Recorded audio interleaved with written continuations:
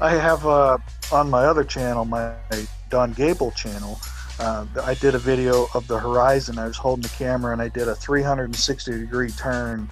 And I'm only up like 1,000 feet is all, but I did that intentionally just to show you that the horizon is flat and it's consistent on its length. You know, if you can see out, say 5 miles, you can see 5 miles in front of you, you can see 5 miles to the side of you, you can see 5 miles behind you.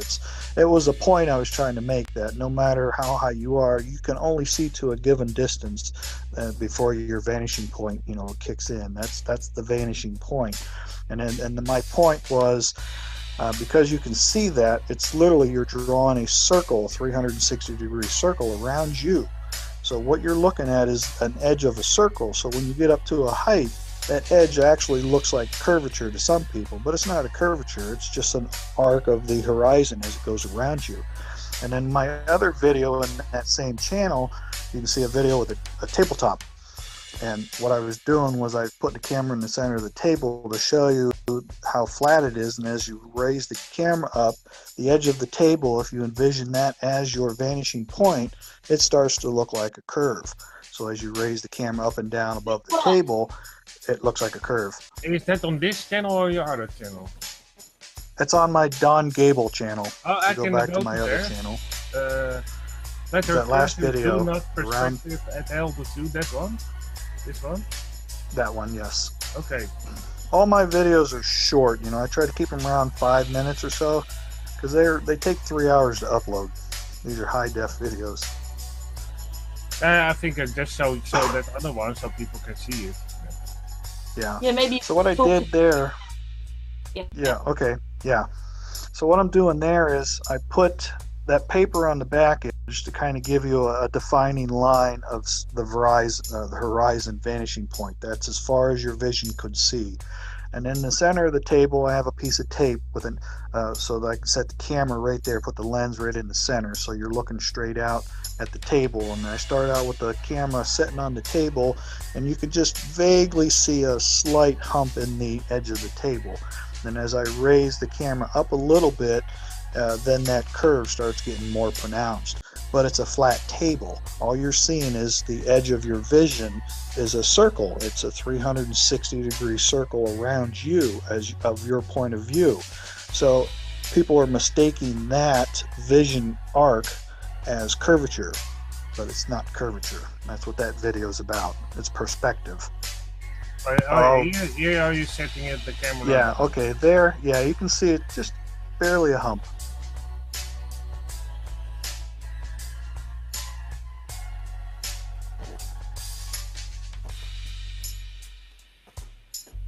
That's actually a very clever experiment. Very clever. And then you can see as I raise the camera up, it starts to look more like a curve.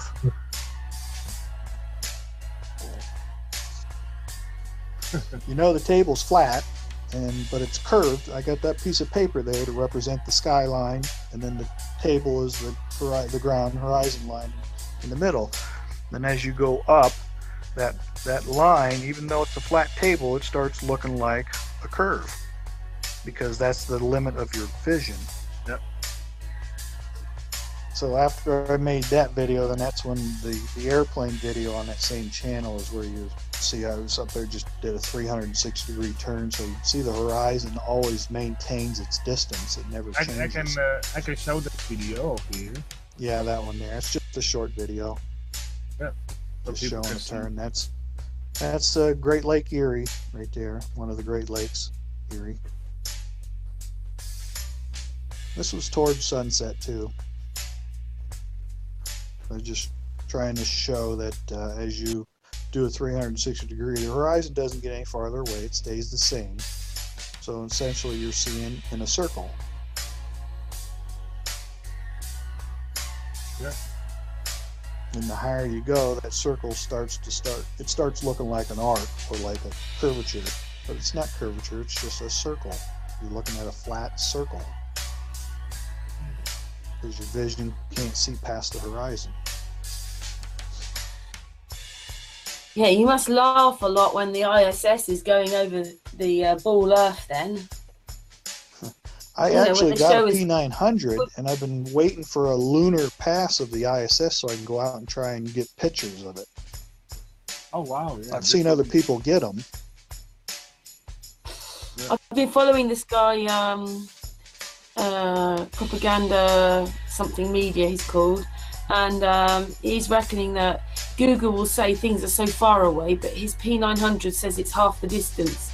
So the planes, the chemtrails aren't great big planes far away, they're little planes not so high, so they look further away and bigger because you're always being told about distance and height and speed, and the planes aren't going as fast as they are, and they're not going as high as they say they are. This is what he's reckoning, because his P900 tells it. Yeah, I Well, think that was that's it. probably the same video I saw that you're talking about. He was trying to make a point that looking at an airplane with the P900 at a distance, a horizontal point away from, say, I don't know, 3 miles or whatever, 10 miles away, he can zoom in onto it only so far.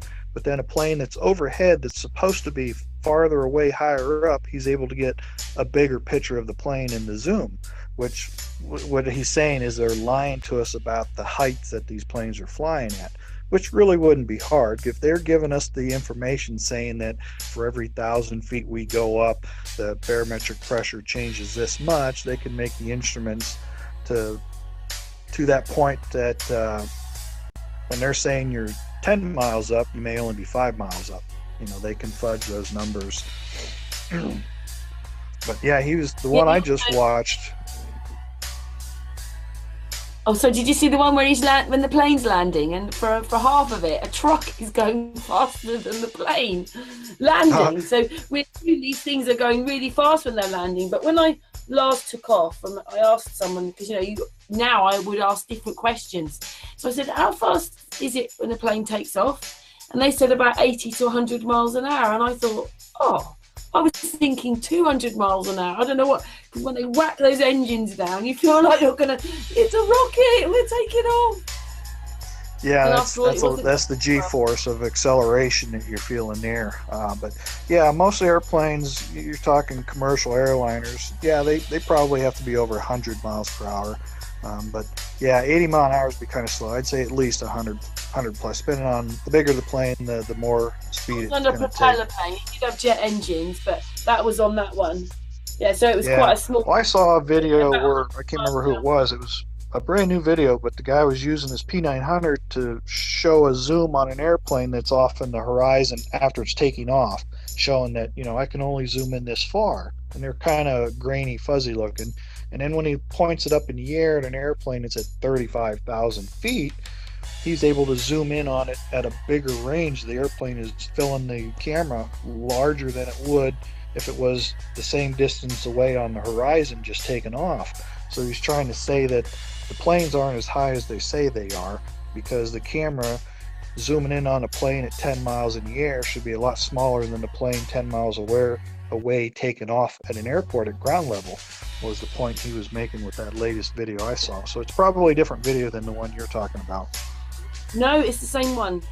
Oh, is it the same guy? Okay. Same Because there's guy. something new that popped up. Yeah. He's also done one about distances, because again, the same thing. So not just up, but what he's looking at on his P900 in front of him. But it also then tells you that anybody that catches the ISS the size of an aeroplane in their viewfinder, then the thing is only a few miles away. Oh, Whatever yeah, they capture it could be. is only a few miles away. That's what he was telling you.